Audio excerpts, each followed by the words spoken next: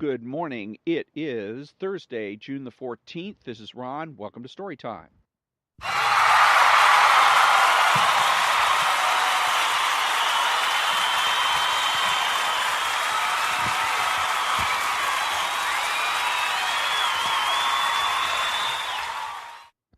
Okay, thank you very much. This is Ron, your host, the only true conservative in the United States of America, with Story Time, which is the show for butchers, bakers, and candlestick makers. Anyways, I like to look for instances in my life in which that are examples of the influence of American counterculture, of idealism, which is the cultural manifestation of socialism. So I had a situation yesterday where I was talking to a friend of mine named Carl, or at least I'll call him Carl, and he was complaining to me about um, a business transaction that he was trying to, or had been trying to, conduct with another mutual friend named Jimmy. So it was about a T-shirt that Carl wanted to have made, and he was quoted one particular price, and then um, Jimmy ended up raising the price by almost 10%. So Carl was upset about this. And so we had a situation where basically it was a kind of a power struggle between Jimmy and Carl. And because that's what American counterculture has brainwashed everybody into believing that life is a struggle and a series of struggles that you get up every day and you fight with everybody. Everybody is your adversary, everybody is your enemy, and you at the end of the day you tally up your wins and losses and then fall exhausted into bed. And then you get up the next day, facing another dreary prospect of more battles for what nobody knows. And there you go. There's your life. There's your crappy little life, going from battle to battle, fight to fight. So I was trying to help Carl with to look at the situation from an intellectual standpoint, asking him to get more information, and also asking for him to do the capitalist thing, which is to negotiate. If you don't want to be in a position where you're constantly involved in struggles, you want to avoid the socialist, idealist, countercultural motif, then what you have to do is negotiate. Negotiation is the way of showing respect for another individual, and that's the way to handle yourself. Again, there is more to being a capitalist than voting. Okay, being a capitalist is a way of life. It's the way you live your life. Okay, because the idea is to have maximum amount of integrity. Okay, with maximum amount of integrity comes maximum amount of credibility. Maximum amount of credibility comes maximum amount of influence. You want to be able to be influential with people. You want people to listen to you and take what you have to say seriously. You need to have credibility and integrity. If you're going to be a capitalist and claim you're a capitalist, you need to act like one. That goes way beyond money. It doesn't mean that you have to be a miser, whatever, but it means you need to approach things from an individualistic standpoint, from a realistic standpoint, and do things intellectually and realistically. Negotiation is just that, intellectual and realistic. I like to cite as an example the time that I was in a parking lot, and this guy asked me to move my car because he needed to get a vehicle in, and he was concerned that my car was going to be in the way. My car was properly parked, by the way. It wasn't like I just parked it anywhere in the parking lot, blocking traffic or something. so so immediately setting up as a power situation. One of us is going to win, the other one of us is going to lose, because either I'm going to stay where I am or I'm going to move the car. So now I can be the quote nice guy, sacrifice myself or sacrifice my interests by moving my car. Another thing that he can do, because I didn't want to move the car. And I told him, well, I don't think it's necessary. I think you can squeeze in. You get your truck in here anyhow, and so I don't think I really need to move the car. So again, setting up as a power situation. There's going to be a winner and a loser, and somebody's going to be very unhappy. So then he did something unexpected. Even though I like to consider myself capitalistic, I didn't even think of this. He told me, I tell you what, he said, I'll give you $20 to move your car. So he made the attempt to negotiate.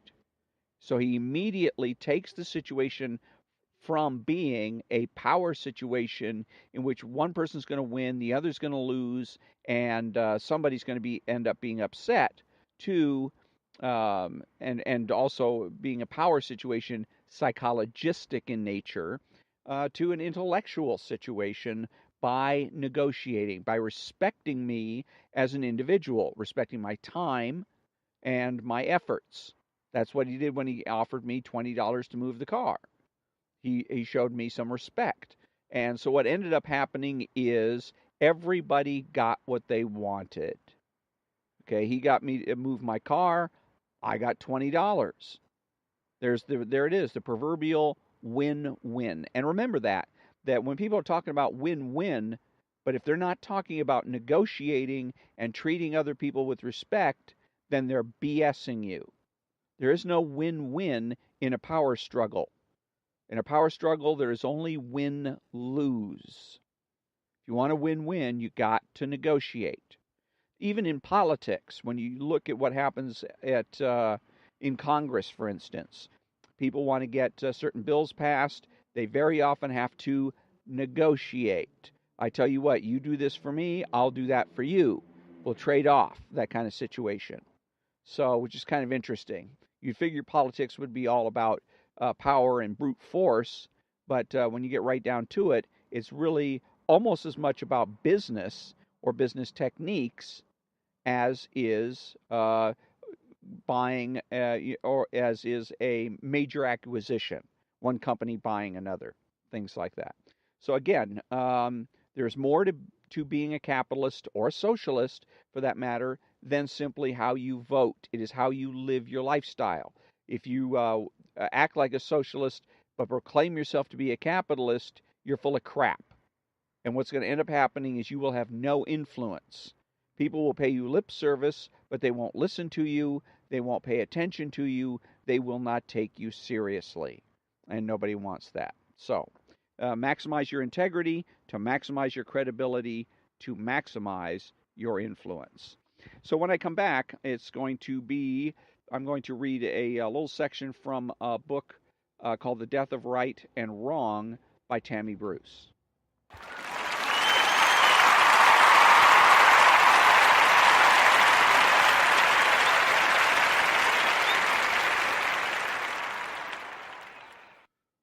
Okay, so thank you very much, and we're back, and I'm going to be reading from a book called The Death of Right and Wrong by Tammy Bruce.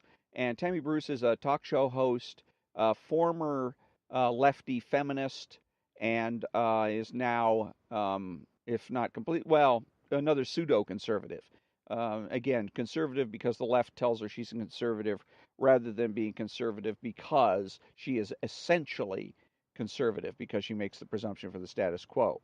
But in any case, if you really want to know what's going on in the mind of the people of the left, what their goals are, what they're really looking to do, and like I said, their goals, listen to Tammy Bruce.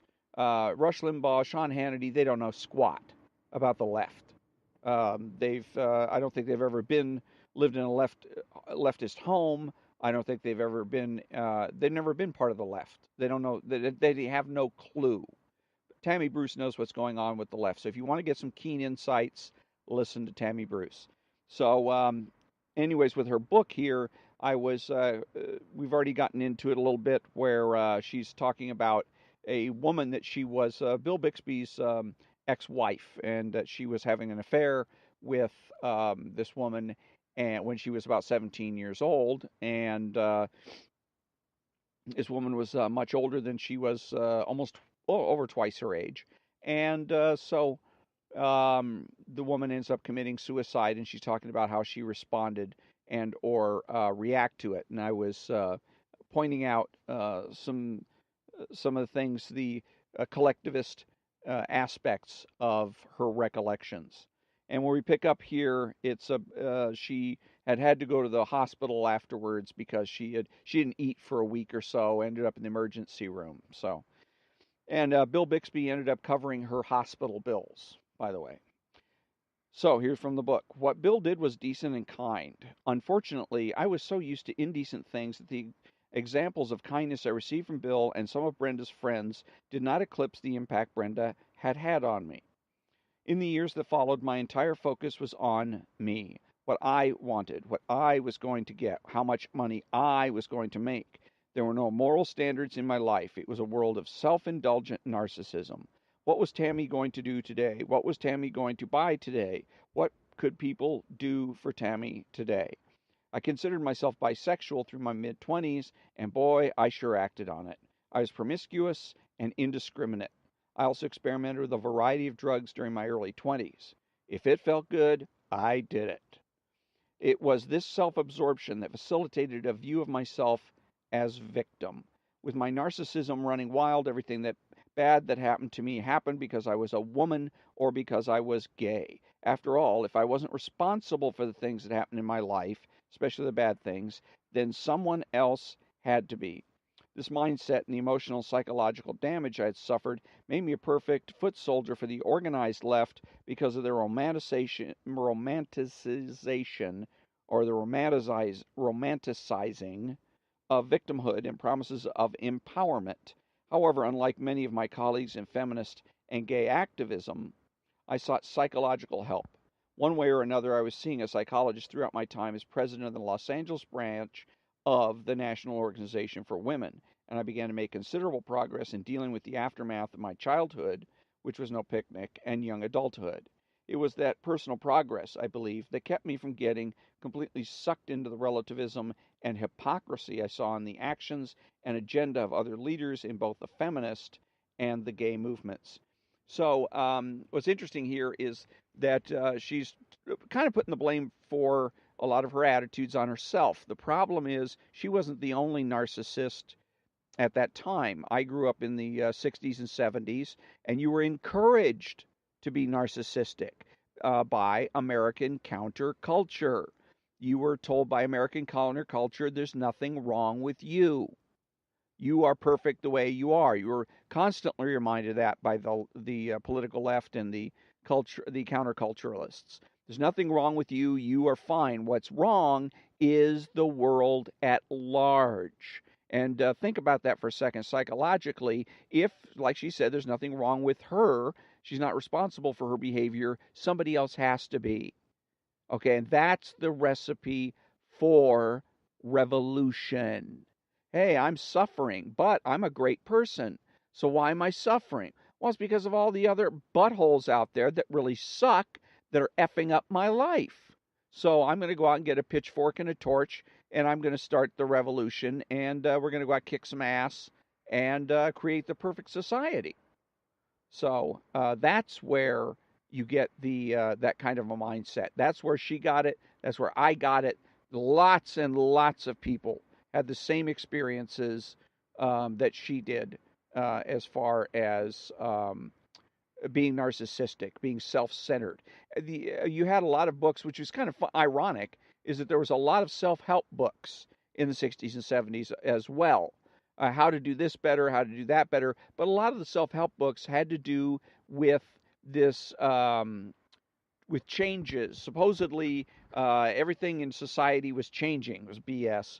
For instance, the sexual revolution. A lot of books were self-help about how dating in the new paradigm. You know, the new dating during the sexual revolution or dating post-sexual revolution. You know, because there was supposedly everything is different. Men can't really be men anymore. Women can't be women. Now you have all this gender assignment ambiguity.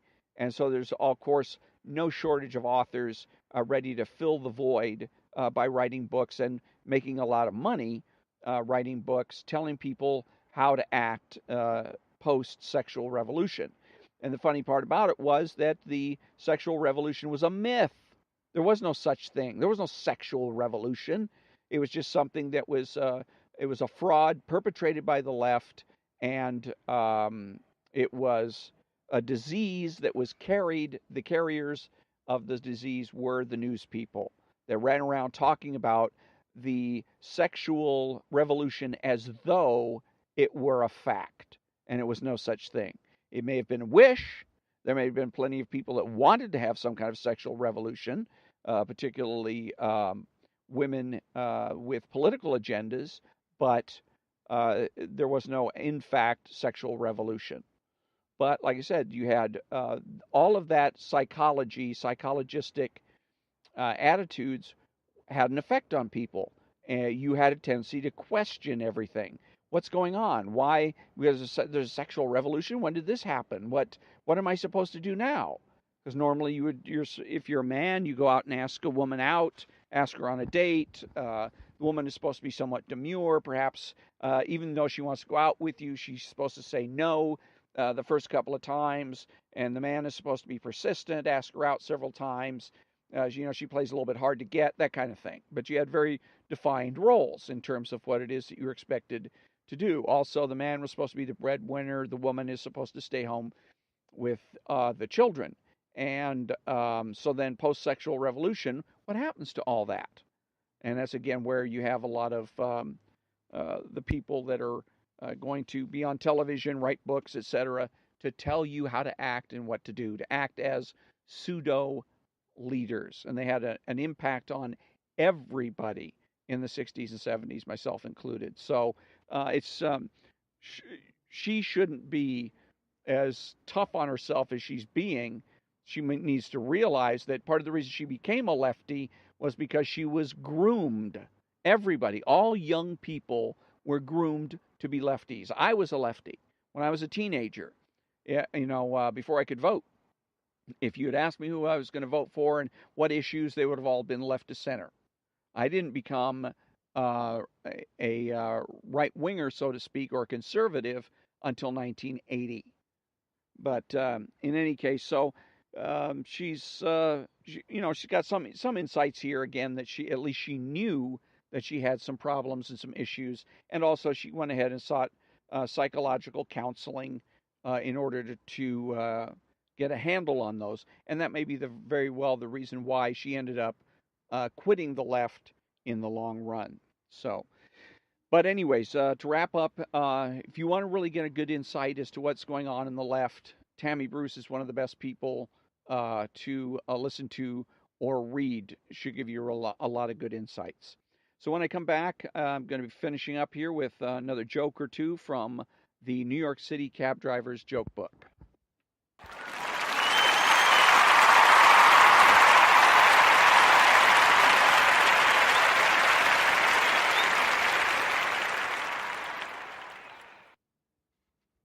Okay, thank you.